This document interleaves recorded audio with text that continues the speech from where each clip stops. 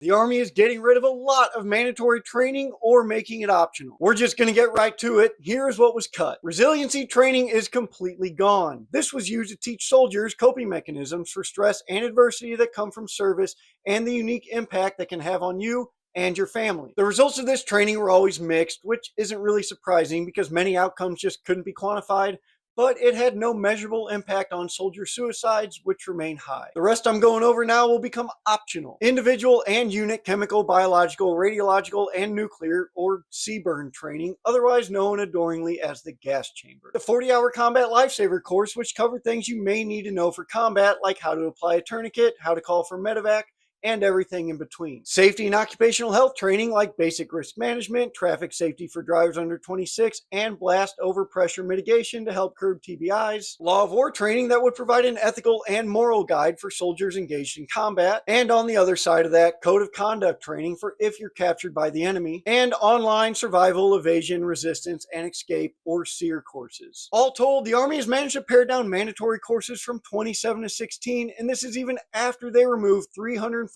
hours of professional military education, or PME, last May. Now, before everybody starts freaking out, which some of you probably have, and you're down in the comments section getting off a good one, but now you're going to have to go back and maybe adjust it or just delete it entirely. All the mandatory training that's now optional will still be available, but it will be up to unit commanders to determine if their soldiers need it. This means that if the commander of a training unit doesn't think their soldiers need combat lifesaver and that those 40 hours per soldier would be better spent elsewhere, they can do that. On the other hand, the commander of an infantry unit can keep CLS training mandatory. Command Sergeant Major Chris Mullinax, the top enlisted soldier for the Army's Operations Planning and Training Department, said, "What our senior leaders are trying to do is make sure that they can have as much time available so that they can focus on those things.